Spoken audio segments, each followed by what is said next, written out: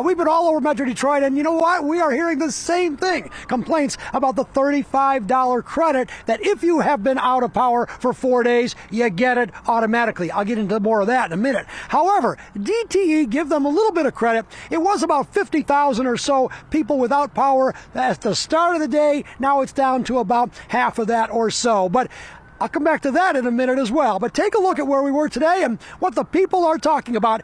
It's getting frustrating for some people. Take a look.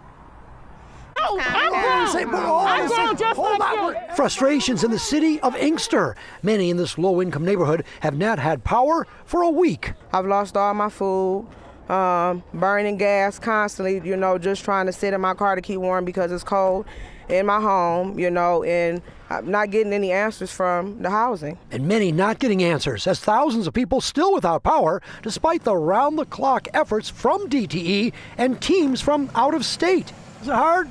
Pretty hard. It's a tough one, isn't it? Yes, it is. When do you think you're going to finish? I don't know. We're beating away at it. We're trying. But despite the Metro Detroit work areas, downed power lines, and generators, DTE is offering a $35 credit for those who have lost power for 4 days.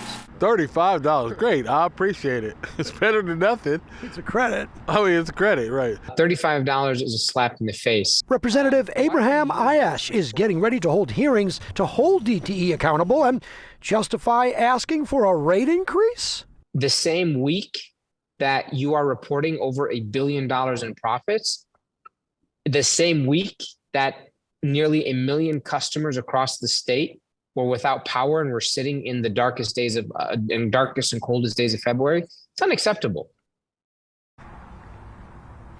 Okay, I just got this statement from DTE literally 3 minutes ago. Thank you, DTE. But they say here, we know that we cannot make up for the inconvenience caused by the February 22nd ice storm, which was the second worst storm in terms of outages in DTE's history. And then they say they've increased to $35 and are automatically giving it to their customers.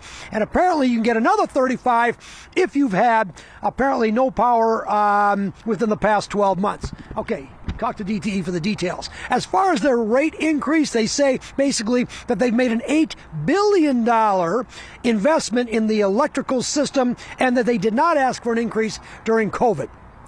Let me bring Kathy in here. Kathy Young, we're in Allen Park right now, Southfield Freeway and Outer Drive. What do you think? $35, you've had no power for a week. They need to do more than that. We lost a whole freezer full of food, had to pay for hotel rooms. It's not fair. But they say it's one of the worst storms in history. The next day it was melted, so why couldn't you get it done? It's been a week. All right, and as you heard here, and Jason, this is your house as well. You're not happy, are you? I'm not happy at all. I think we should have had our power on a lot quicker, more efficient. And, with the hotel prices gouging, I paid $200 for one night at the Claritin. Maybe that's the next story. All right, hang tight, stay with there.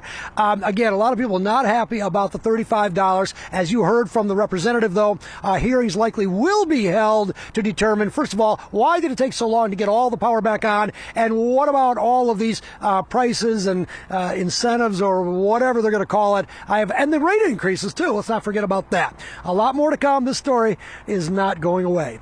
I am live here in Allen Park. I'll send it back to you. And those trucks were out there today pretty much everywhere. We saw a lot of people cutting down trees, even though they hasn't really seemed to make that much of a difference. But what about the 26,000 people? Any word, Charlie, on when they'll finally be restored?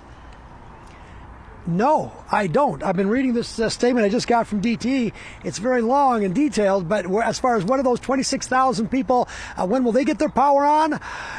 We don't know. We don't know. I heard maybe tomorrow, but again, people have been promised a lot of things. Listen, I think you got to cut them a little slack. This is a bad storm. There's a lot of people in this area. They got half the people that were out earlier back, but as far as when they'll all be back, don't know. And really, everybody wants to thank all the workers. We know they're working very hard. The frustration, I think, comes at the higher level, we've been told. Thank you, Charlie.